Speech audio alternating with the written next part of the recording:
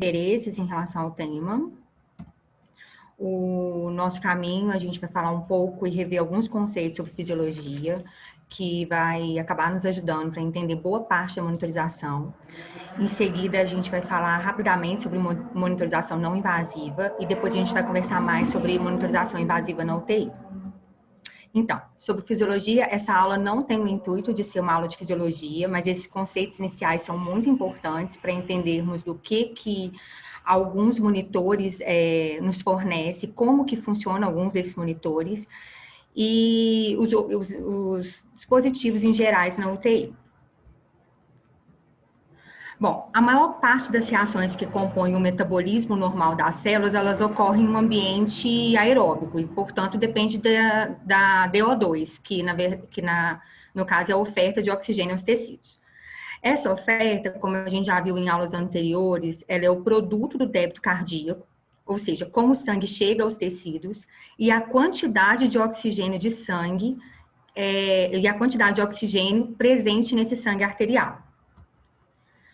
Bom, esse conteúdo arterial de oxigênio, ele é a soma do oxigênio ligado à hemoglobina, que é essa primeira parte da fórmula,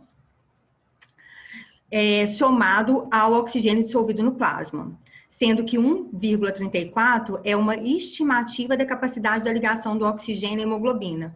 A ideia é de que cada grama de hemoglobina carrega aproximadamente 1,34 ml de oxigênio. E esse 0,0031 é o coeficiente de solubilidade do oxigênio no plasma, que é muito baixo, e faz com que essa porção do oxigênio, do conteúdo arterial de oxigênio, essa proporção aqui do plasma seja mínima, cerca de 2%.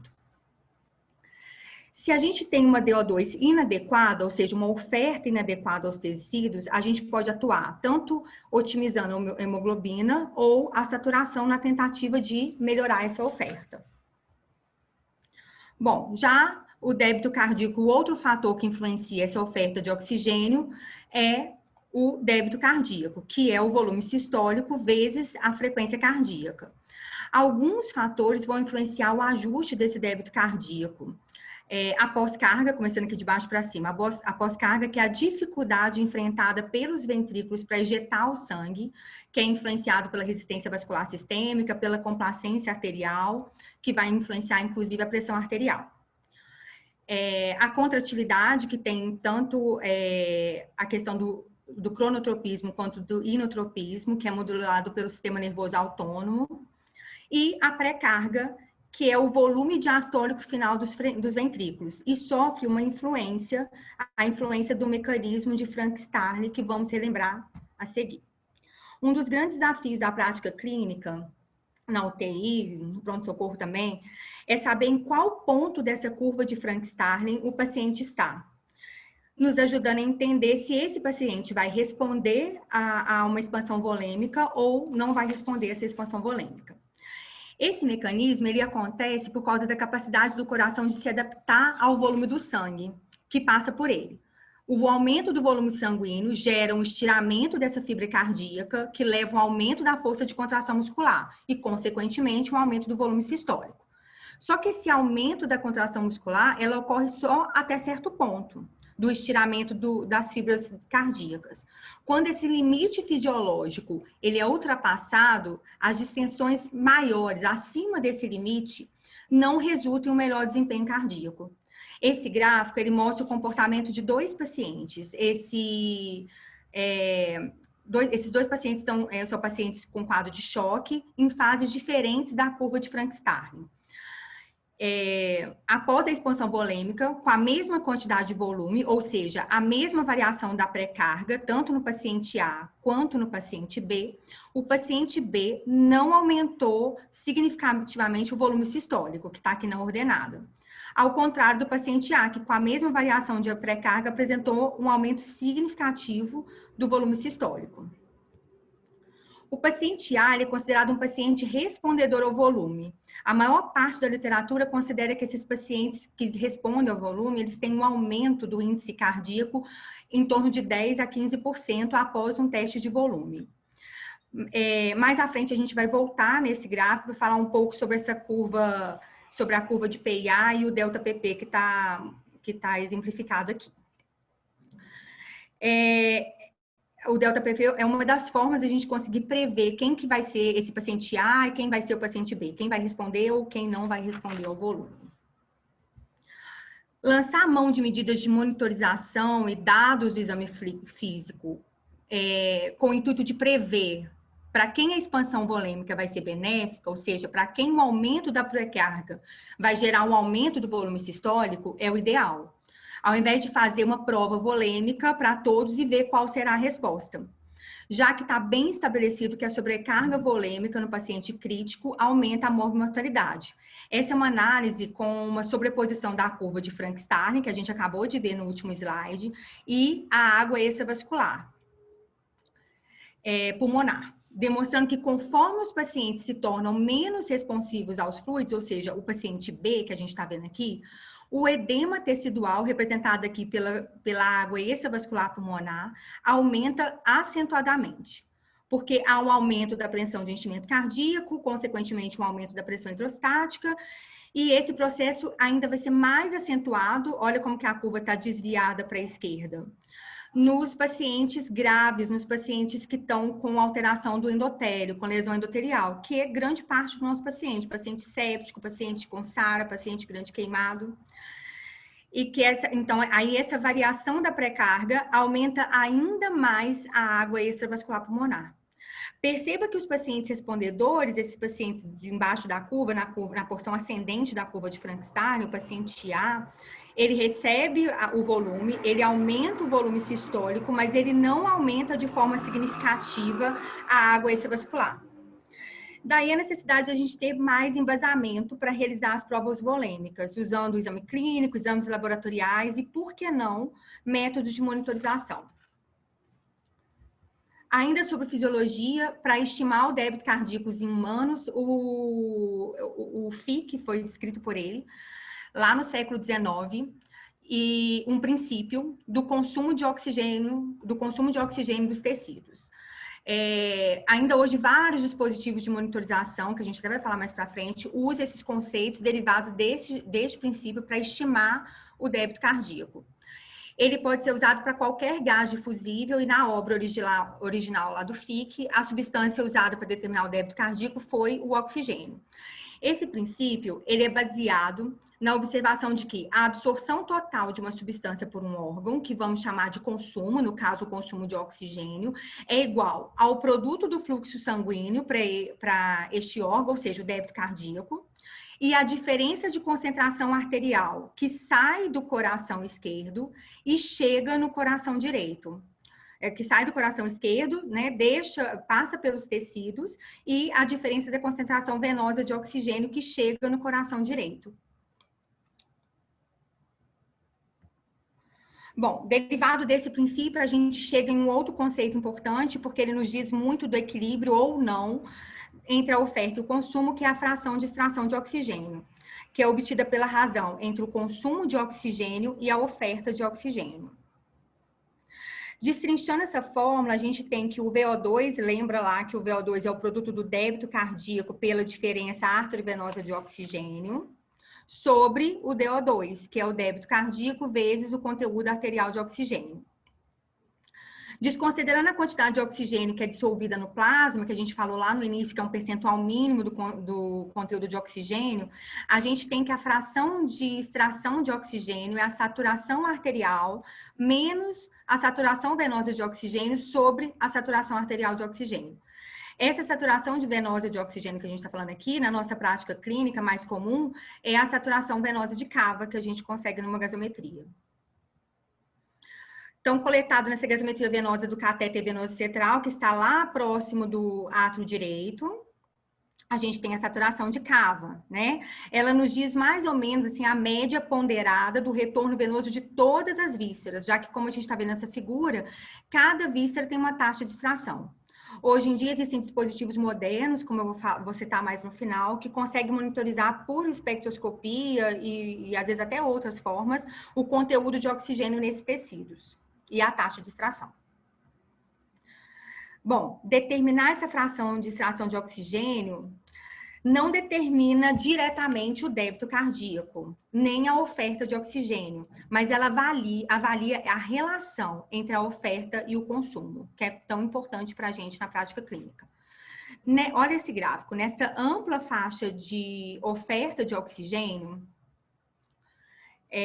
tanto aqui nos valores maiores de oferta de oxigênio, quanto aqui em valores menores, o consumo de oxigênio não varia, ele permanece constante, às custas de um aumento da taxa de extração de oxigênio. Abaixo de uma determinada oferta de oxigênio, aqui esse pontinho, esse ponto crítico, a extração de oxigênio ela continua aumentando, mas a demanda ela é tão grande que ela excede a oferta de oxigênio, e aí nesse ponto do DO2 crítico, o consumo de oxigênio cai, o metabolismo anaeróbico começa e passa a ser o metabolismo, né, o suprimento celular passa a ser às custas de metabolismo anaeróbico. Ocorre elevação do lactato, queda da saturação venosa mista, e identificar os pacientes nessa parte da curva, na parte da curva reta, antes do metabolismo anaeróbico começar, é um desafio e é importante para a gente tentar instituir intervenções. Já que quanto mais tempo o paciente fica nessa parte da curva descendente, maior o tempo de internação na UTI, maior o tempo de ventilação mecânica, maior a mortalidade. Como vimos, cada órgão tem uma fração de extração de oxigênio, mas em média é considerado normal a fração de extração de oxigênio em torno de 25%. Em torno de 25%. Existem locais para se avaliar melhor a oximetria venosa à média, que são mais próximos da saturação venosa mista, que é lá do ventrículo direito, que é no catéter que está chegando próximo da cava, que vai dar uma média aí de todos os órgãos, como eu disse anteriormente. Bom, no átrio, para você ter uma noção como que muda a extração de oxigênio de acordo com o local que a gente colhe, se a gente colhe no átrio direito, na veia cava inferior, essa taxa de extração é 15% a 20%, na veia cava superior, 25% a 30%, na jugular interna, que reflete a extração do cérebro, chega a ser 30% a 35%. Bom, esse foi só um pouco sobre algo tão complexo que é fisiologia, mas são alguns pontos que vão nos ajudar a entender mais sobre o tema da nossa aula, que é a monitorização em UTI. Esse artigo de monitorização de 2006, eu me lembro que ele foi o primeiro artigo que eu li sobre esse tema, quando eu entrei na residência de terapia intensiva. E essa citação aqui no início do artigo sempre me chamou atenção. E ele diz assim: os problemas mais graves dependem das menores coisas. Isso é quase um resumo do que é passar um dia na UTI.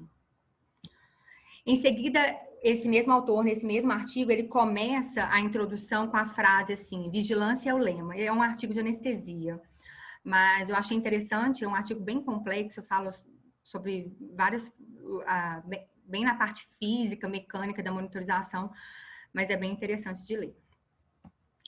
E é sobre isso, é sobre vigiar o paciente, que é a nossa aula, vigiar o paciente de todas as formas disponíveis. É claro que incorporar novas tecnologias, desde monitorização de pressão arterial, pressões de enchimento cardíaco, oximetria venosa, monitorização de débito cardíaco, elas estão aí para agregar e, de forma alguma, substituir o exame clínico e reavaliações frequentes do paciente crítico.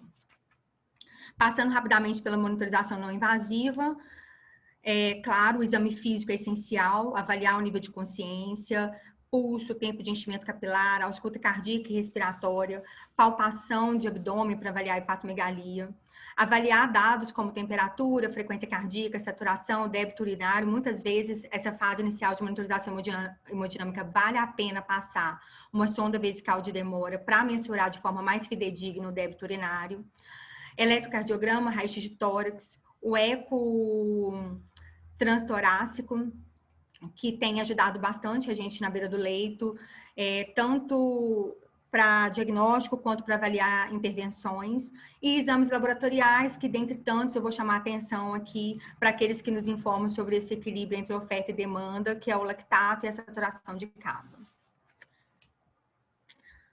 Antes de passar para a monitorização invasiva, eu queria lembrar uma manobra de exame físico que a gente usa relativamente pouco na UTI, mesmo a maioria dos nossos pacientes não tendo contraindicações para realizá-la, que é o teste de elevação passiva das pernas para avaliar os possíveis respondedores da expansão volêmica.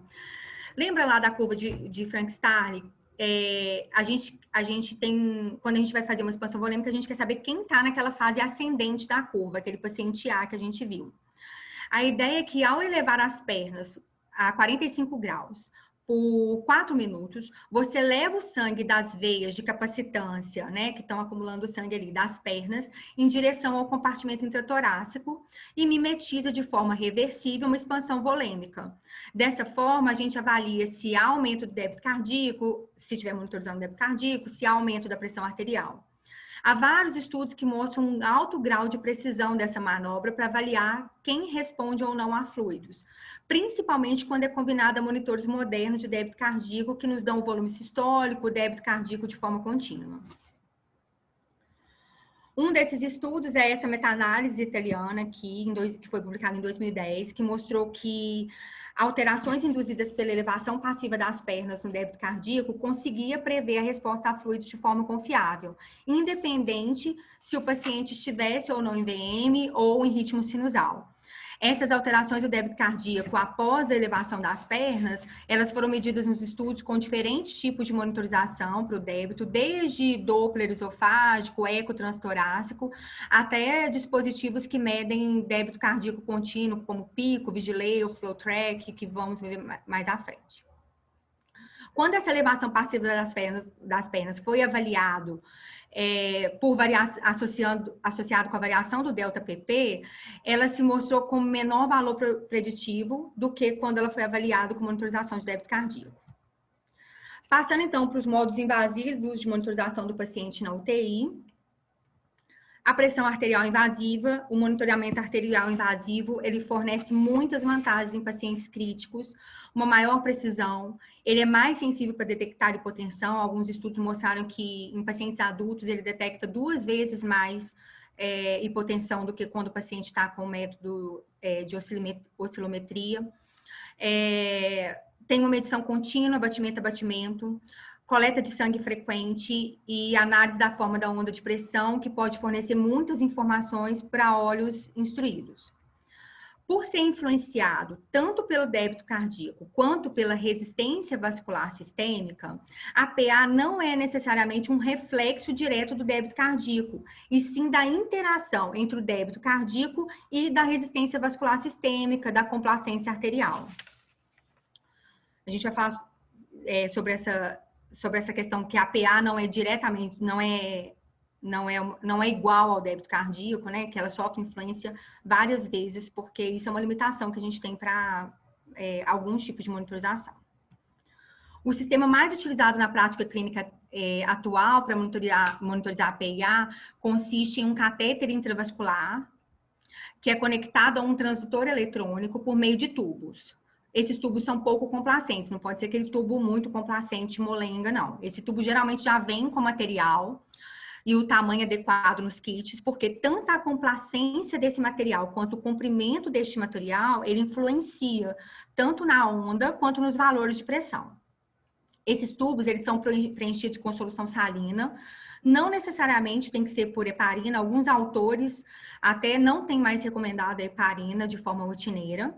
E esse sistema de tubulação é conectado a uma bolsa pressurizada a 300 milímetros de mercúrio, que evita que o sangue arterial reflua nesse sistema. E mantém uma coluna de líquido no sistema continuamente, evitando que esse sistema fique obstruído. Nesse mesmo sistema, ele é conectado a um transdutor, que está aqui. Eu não sei se vocês conseguem ver minha seta. Esse transdutor eletrônico, que é um dispositivo que contém um diafragma deformável, que ele transforma, ele converte a energia mecânica em energia elétrica. É como se a gente pensasse num canudo cheio de líquido. De um lado, o canudo está na sua boca, na outra extremidade, a gente coloca um manômetro para medir a pressão desse líquido. Quando você sopra, a pressão feita pela sua boca vai ser transmitida por essa coluna de líquido até o manômetro e você vai aferir a pressão. Dessa forma, não fica complicado entender que, de um lado, o canudo está conectado aqui não está dando para ver, mas é um braço. O canudo está conectado diretamente a uma artéria e do outro a um manômetro. A pressão que é exercida pela artéria, isto é, o sangue pulsando, ela vai ser transmitida por esse líquido até chegar no manômetro, que no nosso caso é o transdutor, e esse dispositivo vai transformar essa energia mecânica da pulsação da artéria em um sinal elétrico que vai ser amplificado, vai ser exibido no monitor multiparâmetros na forma de onda. E o zero, eu não sei vocês, mas acho que a maioria da terapia intensiva, quando eu comecei na UTI, eu torcia para que ninguém me pedisse para eu mexer em nenhum aparelho, porque nos primeiros meses parece que qualquer coisa que eu fizesse, eu iria atrapalhar alguma coisa, atrapalhar alguém. Eu me lembro que na primeira semana da residência, a enfermeira da UTI, ela me pediu para ajudar ela a zerar a PIA, e foi exatamente assim que eu me senti. E eu demorei um tempo dentro da UTI para entender o que era zerar a PIA e como fazer. Essa aula me fez lembrar disso. E pensando de forma bem resumida, zerar a PIA é como se a gente fosse tarar o monitor. É como igual a gente faz com a balança. Vamos tarar a balança, a gente vai zerar o monitor, a gente vai tarar o monitor. O que nos interessa quando a gente está medindo a PIA é a pressão que está dentro da artéria. Porém, entre a artéria e o aparelho que forma a curva de pulso no monitor, existe todo um circuito de material plástico com líquido dentro, submetido a variações de pressão do ambiente. Então, para zerar, você deve fechar o circuito para o paciente no three-way, e então a leitura do monitor, já que está fechado para o paciente, ela vai representar todo o circuito, menos o paciente, menos o componente da arterial daquele paciente, porque está fechada para ele. Aí o próximo passo é apertar o zero no monitor. A linha de base do monitor vai para o zero. E a partir de agora, quando a gente abrir o three-way para a artéria do paciente, todo o resto do circuito vai ser excluído. E quem vai ficar na conta é só a pressão da artéria do paciente. A onda de pulso, os valores de pressão a partir de então, elas vão corresponder apenas ao componente do paciente, né? Sem sofrer influência do circuito, do líquido ou mesmo do ambiente. Essa manobra de zeragem, a gente tem que ser feita toda vez que o vaso de interesse, que a gente vai falar agora, se move em relação ao transdutor. Esse artigo ele foi publicado esse ano, agora em 2020, na Critical Care. Ele propôs uma abordagem sistemática de 5 passos para aferir a pressão arterial invasiva. E ele coloca essa ilustração quanto ao nível do transdutor para a gente zerar o sistema. E ele ilustra com essa figura interessante. Aqui em cima, ele mostra que o transdutor de pressão ele deve ser nivelado no nível do vaso de interesse. Qual que é o nosso vaso de interesse no caso da PIA? É a medida da pressão arterial sistêmica, é na raiz da aorta. Então, o transdutor vai ser nivelado na linha axilar média do quarto espaço intercostal. Esse nível horizontal entre o transdutor e o vaso, cuja pressão será medida, ele é o único nível que é relevante para a aferição da PA, independente de onde o catéter esteja. Então, se estiver na pediosa, se estiver na radial, se estiver na femoral, não faz diferença. O transdutor tem que ficar no nível do nosso vaso de interesse de medir a pressão, que no caso é a raiz da aorta. Como a ideia é que o transdutor fique nivelado no nível do vaso que a gente está medindo a pressão, ele propõe o que outros autores anteriormente já tinham proposto e está ilustrado aqui abaixo. Essa semana a gente teve até uma discussão sobre isso na UTI. A ideia é colocarmos o transdutor na altura do polígono de Willis, lá no cérebro, quando a gente quer medir a pressão de perfusão cerebral. A gente quer saber, na verdade, a pressão que está chegando no cérebro. Daí o transdutor, idealmente, deveria ser nivelado no nível do polígono de Willis, no meato acústico. Essa figura agora embaixo é o seguinte, ele coloca o monitor desse paciente, ele vai estar sempre, nos 3 casos, ele vai estar sempre medindo 65 milímetros de mercúrio. Só que, nesse primeiro caso aqui, como o transdutor está no local correto, ele é 65 milímetros de mercúrio, ele indica mesmo a pressão que está chegando no cérebro. Como esperado, a pressão arterial no nível do cérebro ela é consideravelmente mais baixa que a pressão que sai do coração. num paciente que está sentado, porque tem perda mesmo de pressão, né? Por causa da diferença de pressão hidrostática entre o coração e o cérebro. Então, não é difícil de entender que uma diferença vertical de uma diferença vertical de pressão hidrostática vai dar diferença na pressão medida. Ele descreve que uma diferença de 10 centímetros entre o transdutor de pressão e a artéria de interesse resulta em uma diferença de pressão em torno de 7,5 milímetros de mercúrio por conta dessa diferença de pressão hidrostática. Dessa forma, o nivelamento incorreto ele poderia levar a ações terapêuticas incorretas. A ideia dessa parte de baixo da figura é que o paciente com catéter arterial na radial e o monitor, ele está sempre medido, então, a pressão de 65. Se o nosso intuito é avaliar a pressão de perfusão cerebral, ele vai ser nivelado no polígono. Se o transdutor, ele está na altura da raiz da aorta, ou seja, no quarto espaço intercostal, essa medida de 65, ela está englobando a diferença também de altura de 20 centímetros entre o coração e o polígono. Dessa forma, se você tem uma diferença de 20 centímetros, você teria uma diferença de 15 milímetros. E, apesar do monitor estar marcando 65, a pressão lá no cérebro não é 65, é 50.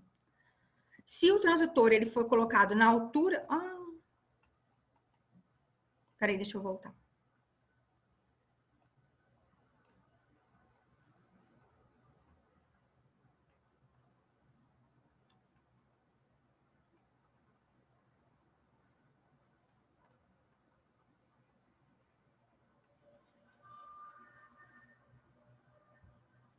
Se o transdutor ele for colocado aqui na altura da artéria radial, a situação ainda é pior, a diferença ainda é maior, porque você vai ter uma diferença de 60 centímetros entre o transdutor e o vaso do seu interesse. Com isso, você vai ter uma diferença de 45 milímetros de mercúrio na pressão. Então, o monitor vai estar marcando 65, mas a pressão que está chegando lá no cérebro é só de 20 milímetros de mercúrio. Bom, nos últimos anos surgiu um interesse renovado pela análise detalhada dessa morfologia da onda da PA por causa dos dispositivos modernos de monitorização do débito cardíaco, do débito cardíaco contínuo minimamente invasivo, que a gente vai falar. Que elas utilizam essa análise do contorno do pulso para monitorar o débito cardíaco, a função do VE, outras variáveis hemodinâmicas. A curva da PA, ela reflete a atividade mecânica no coração e a gente pode identificar nela as principais fases do ciclo cardíaco. Ela segue a onda R mais ou menos em 3 a 5 quadradinhos. Se inicia com uma elevação súbita da pressão arterial até atingir um pico, que representa a sístole ventricular, seguida por um rápido declínio. O nó dicrótico, que é esse daqui, ele representa o fechamento da válvula atrioventricular e marca a divisão entre a sístole e o início da diástole. A fase diastólica, ela se inicia após o nó e representa a drenagem de sangue do coração para a circulação periférica. As leituras digitais da pressão sistólica e diastólica, elas são derivadas dos valores mais altos e dos valores mais baixos no traçado da PA. E a PA média, ela, na verdade, vai ser calculada medindo a área sobre a curva da PA dividida pela duração do ciclo cardíaco. Por isso que dá uma discreta diferença entre a PA média calculada no monitor da PA, porque é essa área sobre a curva, e a fórmula que a gente usa para calcular, que é a PA sistólica mais 2 vezes a diastólica dividido por 3. Esses valores da PA sistólica e da PA diastólica, eles são diferentes para artérias centrais e para artérias periféricas. Na verdade, o pulso ele é amplificado à medida que ele se move da aorta em direção à periferia. Isso porque, lembra, a pressão não depende só do débito cardíaco, do fluxo que está passando por aquele vaso. Ela também depende da complacência, da impedância do vaso pelo qual ela está passando. A aorta, ela é muito mais elástica, ela é muito mais complacente do que uma radial. Então, à medida que o sangue vai em direção à periferia, os vasos vão ficando menos elásticos, menos complacentes, e essa onda de pulso lá na radial, por exemplo, ela tem uma PA mais alta, uma inclinação mais acentuada, uma PA diastólica um pouco mais baixa, um entalhe dicrótico ele vai ser inferior e vai ser posterior, vai acontecer depois do que se comparado na raiz da aorta. Outra informação que a gente pode obter a partir de uma análise da onda de pressão arterial invasiva é a variação da pressão de pulso, que é o delta-PP, que eu cheguei a falar lá naquela curva de Frank-Starling. A pressão de pulso, o que é? Ela é a diferença entre a pressão sistólica e a pressão diastólica. Para o cálculo do delta-PP, a gente tem que pegar, ao longo de uma série de movimentos respiratórios, o batimento que tem a maior pressão de pulso e o batimento que tem a menor pressão de pulso. Daí, a gente coloca numa fórmula que nos dá o delta-PP. Aplicativos hoje em dia, eles já fazem o cálculo, o próprio aparelho de monitorização já tem o algoritmo e já te dá o valor do delta-PP, mas essa é a fórmula para calcular manualmente, se for preciso.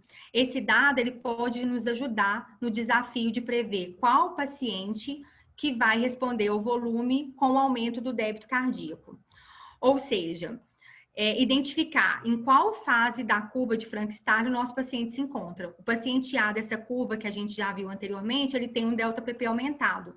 Os estudos, eles mostram que o delta-PP acima de 13%, ele é um bom preditor de pacientes que vão responder a volume, com o aumento do índice cardíaco em torno de 10% a 15%. Um dos artigos que analisou a performance diagnóstica do delta-PP foi esse daqui, que mostrou que numa curva ROC, esse delta-PP acima de 13%, ele foi altamente preditivo de responsividade a fluidos, com melhor performance, maior área sobre a curva, se a gente comparar com variação da pressão sistólica, com variação da PVC, com a PVC, ou com a pressão de oclusão da artéria pulmonar. Então, o delta-PP se mostrou até com maior sensibilidade, maior especificidade.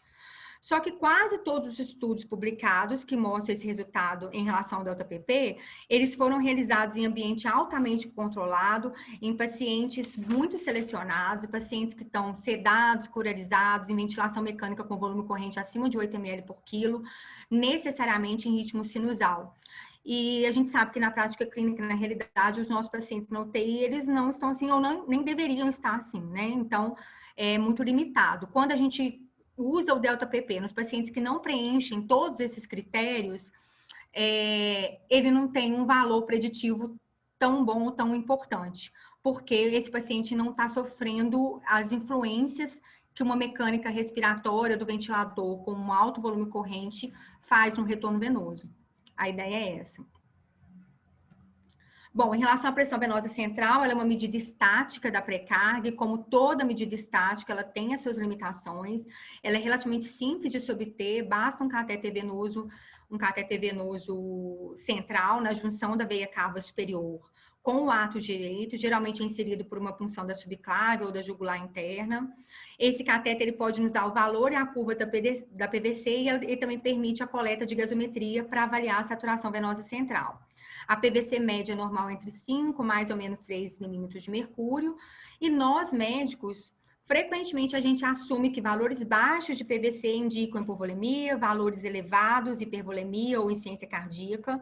Só que as medições isoladas da PVC, elas são de utilidade bem limitada, já está bem estabelecido que existe uma pobre relação entre a PVC e o volume intravascular. Talvez as mudanças de PVC ao longo do tempo, em resposta a intervenções terapêuticas, junto com outros parâmetros, outros dados, pode nos ajudar no raciocínio do paciente.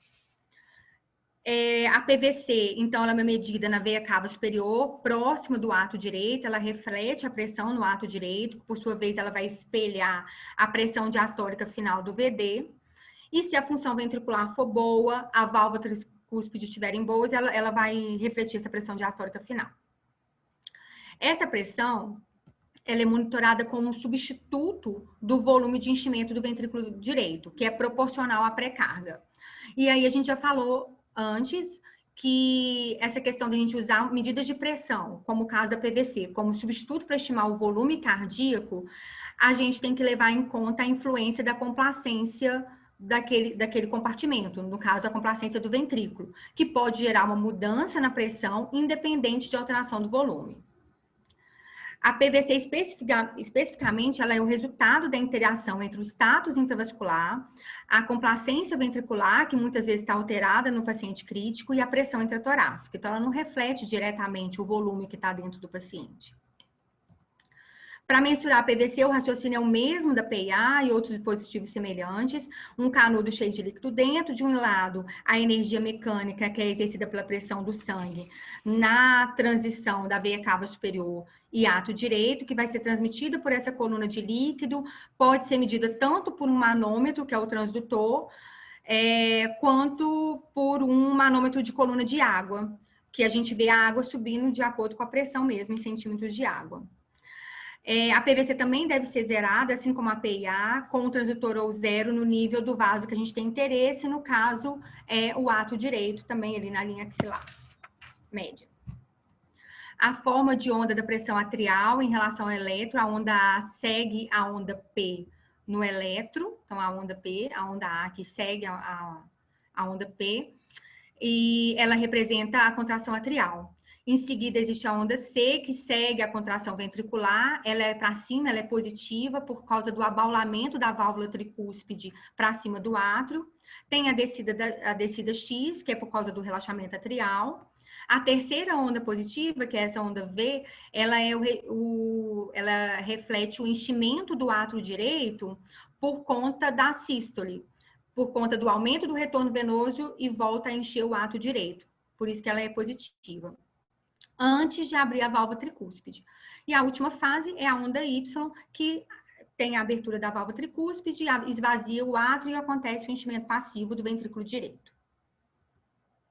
Bom, já está aprovado a limitação da PVC para avaliar o estado de volume intravascular e a responsividade a fluidos, mas se a gente decide medir a PVC para nos auxiliar junto com outros parâmetros hemodinâmicos, faz diferença medir com catéter intratorácico ou catéter venoso femoral?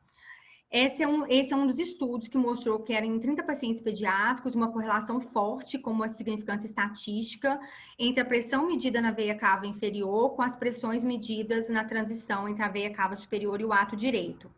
Inicialmente, acreditava que um catéter na femoral ele não poderia ser usado para medir essa pressão de enchimento do átrio direito por causa da influência da pressão intraabdominal, mas o que acontece é que mudanças no átrio direito normalmente são refletidas na veia cava inferior porque eles funcionam como uma coluna contínua de vasos comunicantes.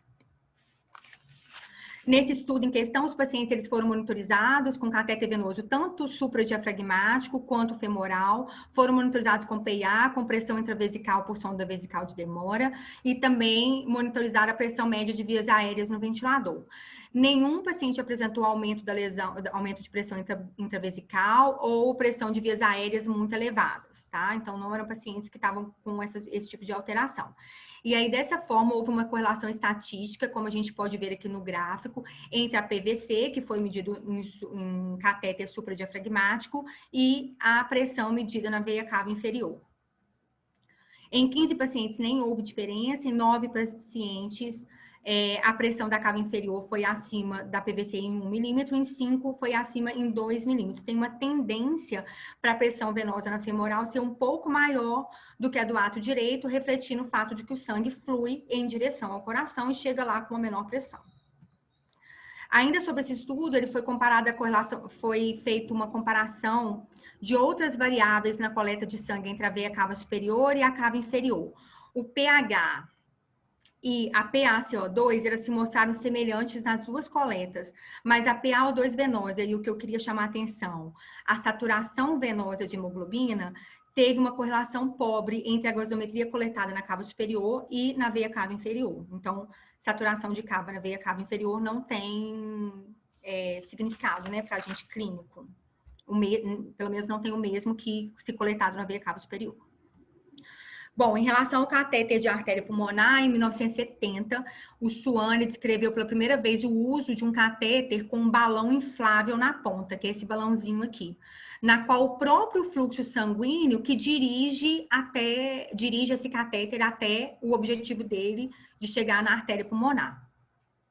Logo após, foi desenvolvido um catéter triplo lumen, que é esse daqui, que está na figura, tem um termistor nessa ponta dele, que permite a medição do débito cardíaco pela técnica de termodiluição, como a gente vai ver a seguir. O catéter é graduado a cada 10 centímetros, tem 2 vias de transmissão do sinal pré-histórico na artéria distal e proximal, e um termistor para calcular o débito cardíaco, e uma via com uma válvula para inflar o balonete. A inserção do cateter é feita pela técnica de Seldinger, que a gente usa na subclave direita, ou na subclave, ou na jugular, e deve-se conectar os transdutores, os equipos preenchidos, deve-se zerar o sistema, e os transdutores devem ficar também na linha axilar média no quarto espaço intercostal. Enquanto o Swan-Ganz é introduzido, os padrões das curvas do monitor vão modificando à medida que ele vai caminhando até a artéria pulmonar. Ele chega na primeira câmara cardíaca, aqui a gente tem a curva da pressão do ato direito, que é a curva de PVC, que a gente já viu, entre 3 a 5 milímetros. Aqui nesse local, o balonete é insuflado, ele chega até o ventrículo direito, a curva passa a ter uma oscilação mais ampla, que é essa curva do ventrículo direito, você percebe que a pressão chega até 20, 25 milímetros de mercúrio. Depois ele está insuflado, ele chega até a artéria pulmonar, e dá essa curva, que é a curva da artéria pulmonar, que também tem uma pressão sistólica em torno de 20 a 25, mas uma pressão diastólica maior do que a curva anterior. Como o balonete está insuflado, quando você progride da artéria pulmonar, ele vai ocluir um dos ramos dessa artéria pulmonar, e aí é a pressão da artéria pulmonar ocluída, que é uma curva parecida com a PVC, só que com valores um pouquinho mais elevados, em torno de 10. Essa pressão é um marcador de enchimento do ventrículo, da câmara esquerda. É uma pré-carga do ventrículo esquerdo. Ela reflete uma pré-carga do ventrículo esquerdo, com todas as limitações que uma pressão está refletindo o volume. Mas, como já falamos, então, com essa limitação. Quando você desinsufla o balonete, ele para de ocluir esse ramo da artéria pulmonar, a curva volta a ser a de artéria pulmonar não ocluída. Esse é o resumo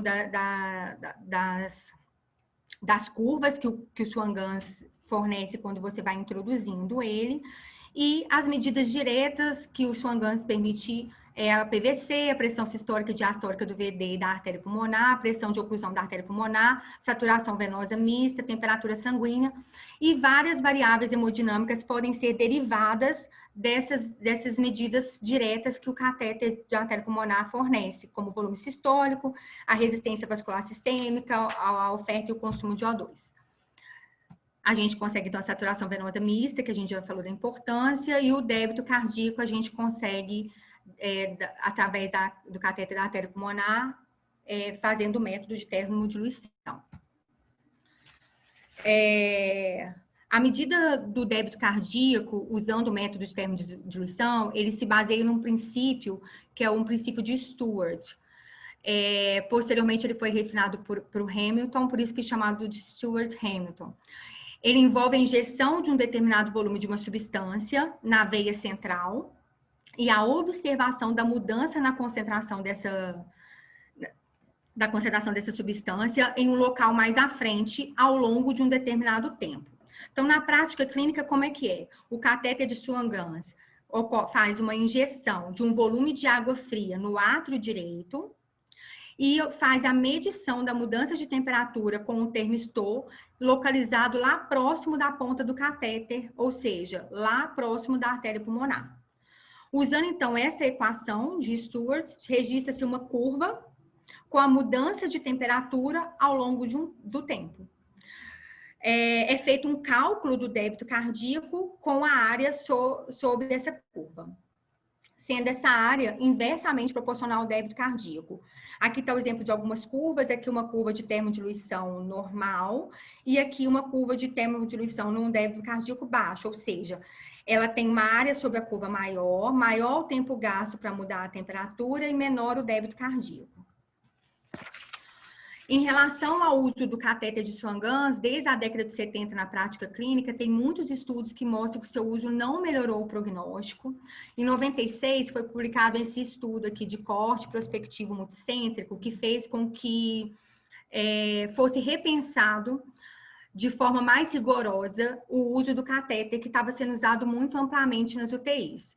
uma vez que mostrou uma associação com resultados adversos, como aumento de mortalidade, aumento da utilização de recursos,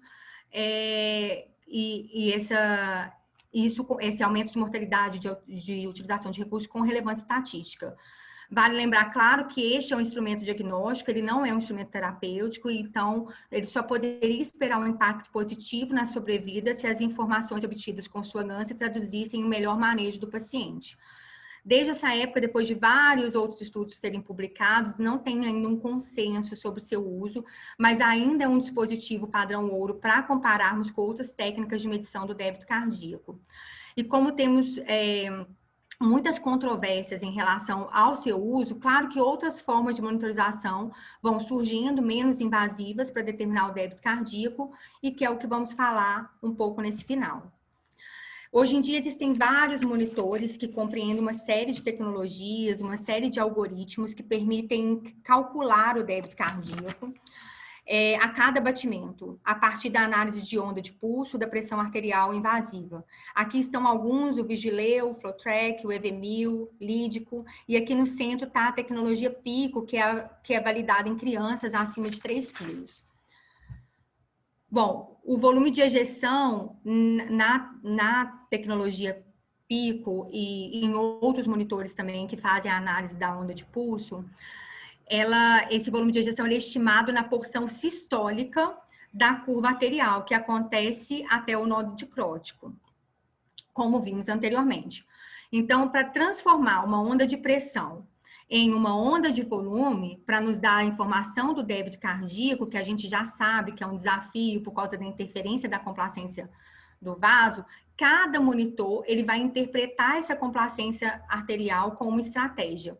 Alguns vão estimar essa complacência com base em algoritmos, levando em conta dados demográficos, fisiológicos, sem necessidade de calibração por outros métodos, mas outros, como é o caso do sistema Pico, fazem a calibração intermitente. Como assim? Eles calibram a forma da onda de pulso com outro método de aferição do débito cardíaco, no caso, a termodiluição, com o intuito de corrigir, de compensar a interferência dessa complacência do vaso e depois ele conseguir transformar a onda de pulso em volume de forma mais fidedigna.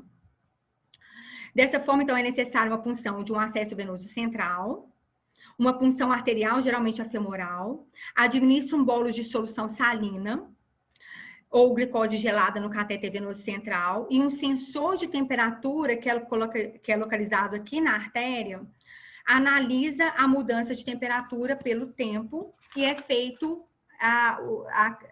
calibrado, então. O débito cardíaco é realizado pela equação de Stewart, que é semelhante ao do catéter pulmonar, só que o local de leitura da temperatura é diferente. Lá no Swan-Ganz é na artéria pulmonar, e aqui é na artéria periférica, na artéria femoral, né? Sendo assim, a termodiluição com a salina fria, ela calibra o contorno da onda de pulso, e aí permite que o débito cardíaco contínuo, batimento a batimento, através de algoritmos do monitor, sejam fornecidos em tempo real, e não precisa de fazer a termodiluição todas as vezes. Essa termodiluição, para calibrar essa onda de pulso, ela deve ser feita a cada 8 horas ou sempre que o paciente apresentar alguma alteração hemodinâmica grave. Aqui a gente tem a tela inicial do monitor Pico, em que fornecemos os dados do paciente, como nome, idade, peso, altura, para cálculo da superfície corpórea e outros dados usados nos algoritmos do sistema. E aqui a tela que vemos durante a monitorização, o contorno da onda de pulso aparece aqui, algumas das variáveis fornecidas, e na verdade a gente escolhe quais as variáveis que a gente vai ver na tela. Aqui algumas dessas variáveis são calculadas de forma intermitente, quando a gente calibra o sistema pelo método da termodiluição, como é o caso da fração de ejeção global, como é o caso da água extrapulmonar, água pulmonar extravascular, né, que nos dá uma ideia do edema pulmonar, leva em conta a água dentro do alvéolo, a água dentro da célula e a água intersticial, mas não considera derrames pleurais, efusões assim, ela não contabiliza. Outras variáveis, elas são fornecidas de forma contínua pela análise do contorno de pulso, como o débito cardíaco, como a resistência vascular sistêmica, o delta-PP, a variação do volume sistólico. Essas vão mudando continuamente no monitor com a análise da onda de pulso. Esses valores, a maioria é indexado pela superfície corpórea, então facilita bastante a interpretação. Então, é um monitor cheio de cabos, com vários algoritmos dentro dele, e para mim fez muito mais sentido entender esses parâmetros vendo as fórmulas desses algoritmos. Eu coloquei algumas delas aqui, não vou entrar em detalhes, óbvio, mas todas as fórmulas, todos os algoritmos, eles estão nos manuais desses sistemas e nos ajudam a entender como que o sistema consegue fornecer as variáveis hemodinâmicas, até as que não são medidas diretamente, mas as que são derivadas. E vendo as fórmulas, fica mais simples entender de onde que vem esses parâmetros mesmo. Até mesmo para a gente ter uma análise mais crítica desses valores. Então, alguns algoritmos do sistema PICO, o débito cardíaco a gente já viu anteriormente, que é esse. A variação do volume sistólico. A água extrapulmonar, por exemplo, que causa muita dúvida, ela é o volume intratorácico, o volume térmico intratorácico, menos o volume sanguíneo intratorácico. O volume sistólico, que é simples, né? Que é o débito cardíaco sobre a frequência cardíaca. O delta-PP, que a gente já viu anteriormente. A resistência vascular sistêmica, que é a pressão arterial média, menos a PVC sobre o débito cardíaco sobre uma constante. Tem vários outros algoritmos que eu não coloquei aqui. Eles são validados com outros métodos. Esses algoritmos, eles são validados com estudos, comparados com outros métodos. Em geral, o método padrão ouro que é usado para comparar é o Swan-Ganz, a termodiluição do Swan-Ganz. Aqui, rapidamente, as medidas fornecidas, dividida pelas categorias, né? Contratilidade, pré-carga, pós-carga, avaliação do pulmão. Aqui embaixo, uma proposta de abordagem do paciente quanto ao manejo de volume de aminas, de acordo com as variáveis fornecidas por essa monitorização, contratilidade, resistência vascular, edema cardíaco. É só uma proposta, né? Nada que substitua a avaliação médica caso a caso. Agora eu vou passar rapidamente por outro método de monitorização e a gente já está acabando. O NIRS, ele é uma espectroscopia próxima ao infravermelho. Ele é um método não invasivo, contínuo de monitorização da oxigenação tecidual regional, podendo sinalizar mudanças na circulação que ocorrem no início ou mesmo antes do choque se desenvolver, do choque se instalar. Antes dos marcadores de metabolismo anaeróbio elevarem, antes de atingir aquele DO2 crítico que a gente falou lá atrás, o NIRS ele pode te dar informações sobre essa oferta e demanda inadequada. A técnica ela consiste no fato que ligações químicas das substâncias elas possuem frequências de vibrações específicas. E para fazer as medidas de uma amostra, um feixe de radiação infravermelho passa por essa amostra e aí, dependendo da quantidade de absorvida dessa amostra, é registrada no aparelho, e aí, dependendo do tanto que absorveu dessa onda, você sabe que tipo de substância que é e qual que é o componente dessa substância. No nosso caso, a substância de interesse é a oxi e a desoxihemoglobina, para a gente entender a saturação venosa dos tecidos. Resumindo, é isso que ele faz. Esse artigo, publicado em 2016 na Pediatric Critical Care, ele fala um pouco sobre esse método, sobre sua validação. Ele é muito usado na população pediátrica porque a distância entre a fonte e o detector, num corpo pequeno, ele consegue avaliar mais profundamente e o corpo óptico do aparelho, ele cobre um volume proporcionalmente maior do órgão.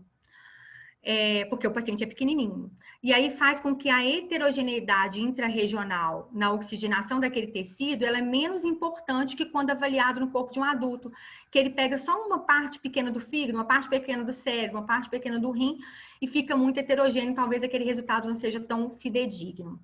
Aqui uma tabela extraída desse artigo, com os valores normais da saturação venosa tecidual cerebral aqui 77%, a renal 86%, a diferença de saturação arterial e venosa no cérebro e do restante do corpo, bem semelhante aos valores que a gente falou lá no início, na parte da fisiologia. E aqui um gráfico que mostra a correlação entre a saturação venosa mista cerebral e o NIR cerebral em paciente com síndrome do coração esquerdo hipoplásico. Existe uma correlação forte entre a saturação venosa do bulbo da jugular com a saturação venosa regional cerebral medida por esse NIRS, principalmente em bebês pequenos com menos de 10 quilos, pelo motivo que eu já falei anteriormente. Outros estudos, eles já mostraram também uma forte correlação dessa saturação regional tecidual medida pelo NIRS com a saturação, no caso no cérebro, com a saturação central, venosa central. Então, seria uma forma de você ter uma medida fidedigna ou correlacionada com a saturação venosa central de forma não invasiva e contínua. Bom, as estratégias de monitorização, seja qual for o método, ela representou um avanço muito importante nos cuidados dos pacientes críticos. Existem vários outros tipos de monitorização modernos, outros que a gente já usa há mais tempo. E eu acabei falando só de alguns aqui, porque não seria possível abordar todos num tempo tão curto. À medida que a gente vai familiarizando com essa monitorização, os parâmetros obtidos, eles deixam de ser metas e eles passam a ser um meio para otimizar o transporte de oxigênio, atender à demanda metabólica do paciente grave, que é um dentre tantos objetivos que a gente tem dentro da UTI. Obrigada.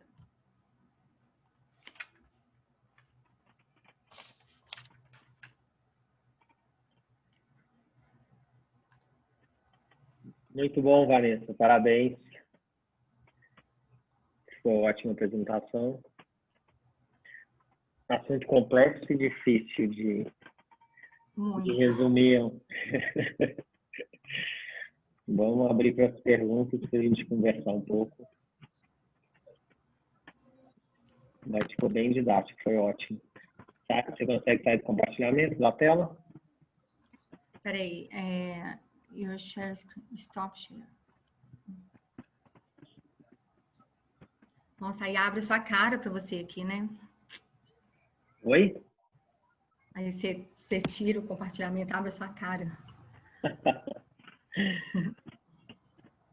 Quem quiser fazer pergunta ou mandar pergunta ou fazer comentário.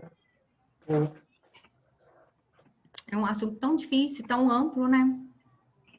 Acho que tem algumas coisas que ficam na terapia intensiva, a gente fica tentando acabar com elas, né? Você citou algumas, então a da PVC é uma, tem 20 anos, né? Tanto faz medir PVC em qualquer vaso central, se é na femoral, se é na jugular, não faz diferença, a diferença não é significativa, mas isso perdura.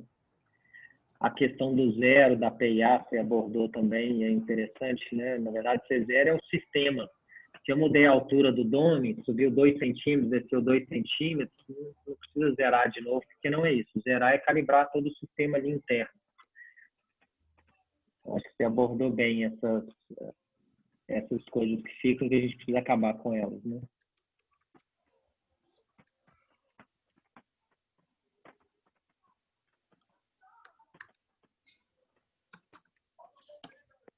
Essa.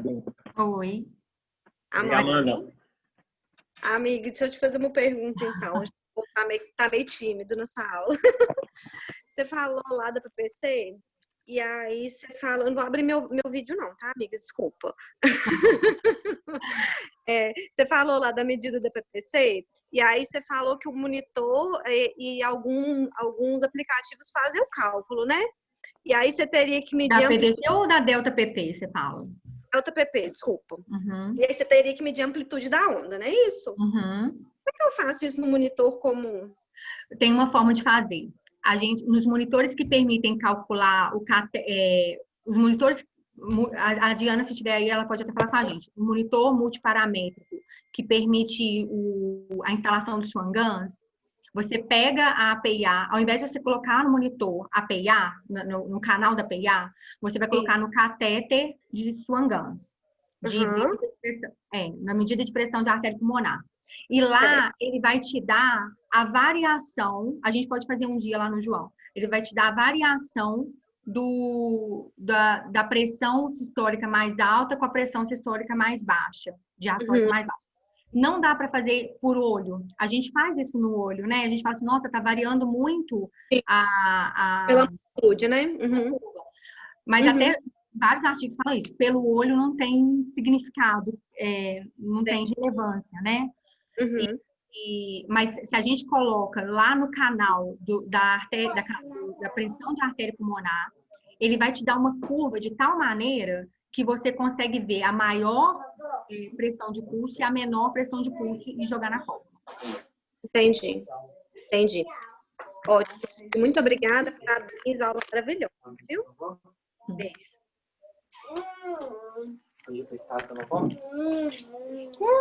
Lindei.